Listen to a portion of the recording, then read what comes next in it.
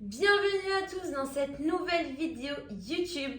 Aujourd'hui, dans cette vidéo, on va parler de 4 mots super importants en anglais. On va parler du mot everybody, somebody, anybody and nobody. Ces 4 mots se ressemblent un petit peu car la fin est la même, mais ils ne s'utilisent pas de la même façon et n'ont pas la même utilisation. Souvent, quand vous avez des mots comme ça qui se ressemblent, et il y en a souvent pas mal en anglais, eh bien vous les mélangez.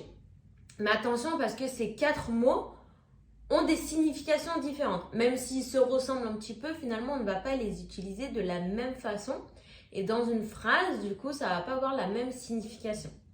Donc, si toi aussi, tu ne sais pas c'est quoi la différence entre ces 4 mots et que tu as envie de savoir pour arrêter de mélanger les 4 mots ensemble, reste bien jusqu'à la fin de cette vidéo.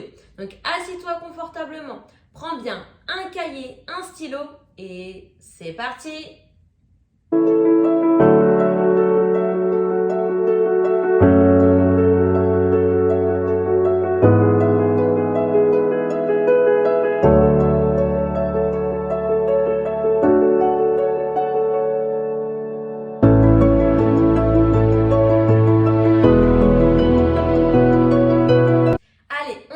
Avec le numéro 1 qui est everybody.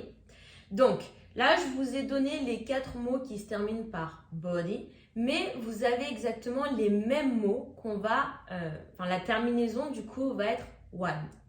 Everybody, everyone. Donc à chaque fois, je vous expliquerai les deux, mais sachez que finalement, ça veut dire la même chose.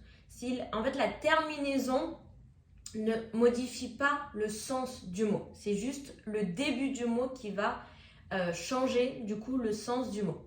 Donc si je dis everybody, everyone, les deux veulent dire la même chose. Donc everybody, everyone, en français, on va les traduire par tout le monde. Donc quand vous voulez dire tout le monde, quand vous voulez parler de plusieurs personnes, vous pouvez utiliser everybody, everyone à la même hauteur. Ok, les deux veulent dire la même chose. Je vais vous donner 2 exemples pour que ce soit plus clair pour vous. Si je dis everybody loves, si je dis par exemple everybody loves weekends, tout le monde aime les week-ends. Là, j'ai bien traduit par everybody, par tout le monde. On a aussi le every qu'on va pouvoir traduire par tout ou par chaque. Everybody, tout le monde. Deuxième exemple, cette fois-ci avec everyone.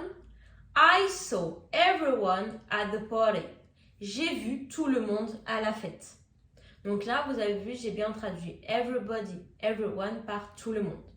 Donc on se rappelle, la terminaison body, one ne change pas la signification du mot. Donc everybody, everyone, tout le monde.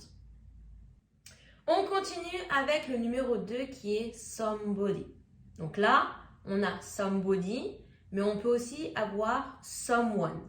Donc là, on a changé le début du mot, donc la signification du mot change. Mais somebody, someone ont la même traduction. Et on va les traduire en français par quelqu'un ou alors une personne. Mais on l'utilise dans les phrases au singulier, parce qu'on parle d'une personne. Par exemple, somebody is calling you.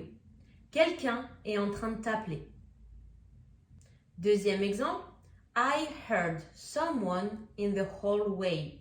J'ai entendu une personne, j'ai entendu quelqu'un dans le couloir. Donc là, vous avez somebody, someone que vous pouvez traduire par quelqu'un ou une personne. Donc, qu'importe le mot que vous utilisez en français, si dans votre tête vous pensez à quelqu'un, vous pouvez le traduire par somebody, someone. Si vous pensez à une personne, vous pouvez le traduire par somebody, someone. Ok? Ne vous dites pas quelqu'un est égal à somebody, une personne est égale à someone. Non. Les deux, que ce soit en français ou en anglais, ce sont des synonymes que vous pouvez utiliser exactement de la même façon. Donc, qu'importe ce que vous pensez, comment est votre phrase en français, rappelez-vous que vous pouvez utiliser les deux de la même façon. somebody, someone, quelqu'un, une personne. Ok, maintenant le numéro 3, donc là c'est anybody. Donc bien évidemment, on peut toujours ajouter one à la fin. Donc anybody, anyone. Là, ce mot-là va avoir 3 significations différentes en fonction de la structure de la phrase. Si la phrase est une phrase affirmative, on va le traduire par n'importe qui. Par exemple, anybody can learn English if they practice every day. N'importe qui peut apprendre l'anglais s'il pratique tous les jours. Donc là, ma phrase est bien affirmative et j'ai bien du coup traduit anybody par n'importe qui. I can also say anyone can learn English if they practice every day. That's the same. Maintenant, si la phrase est négative, anybody ou anyone va se traduire par personne. Par exemple, I didn't see anybody at the park yesterday. Je n'ai vu personne au parc hier. I didn't see anyone at the park yesterday. Je n'ai vu personne au parc hier. Donc là, j'ai bien traduit anybody, anyone par personne parce que ma phrase est négative.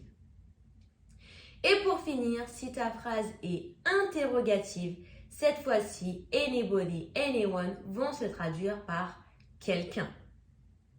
Did anybody see what happened? Est-ce que quelqu'un a vu ce qui s'est passé?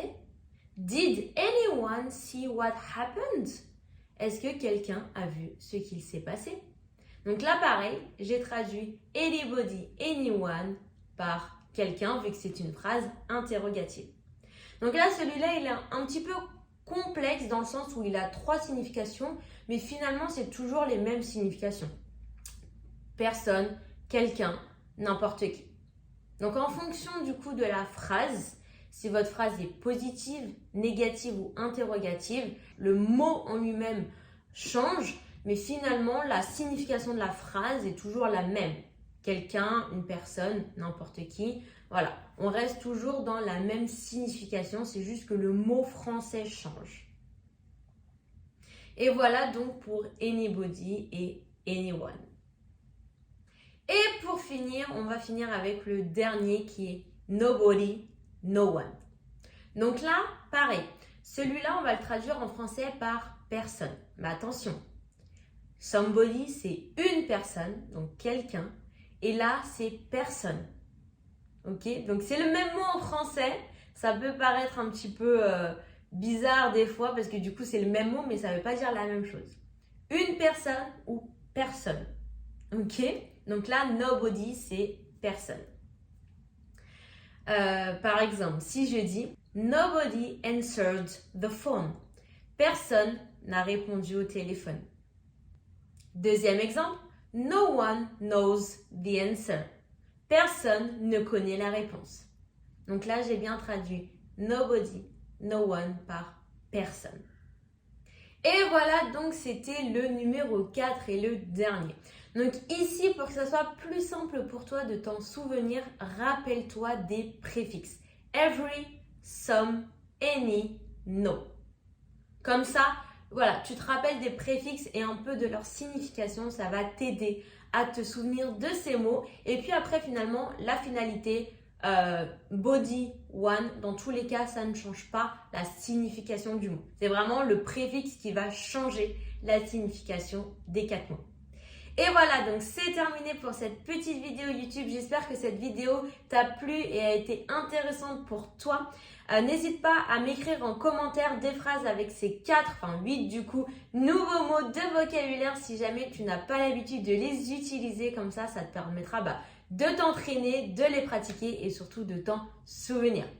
Et si toi aussi tu veux apprendre l'anglais plus profondément pour enfin parler anglais couramment et ne plus avoir peur et ne plus faire d'erreurs en anglais, envoie-moi un petit mail avec marqué anglais tout simplement et je t'expliquerai tout ce que je propose dans ma formation d'anglais en ligne et comment je vais pouvoir t'aider à atteindre tes objectifs.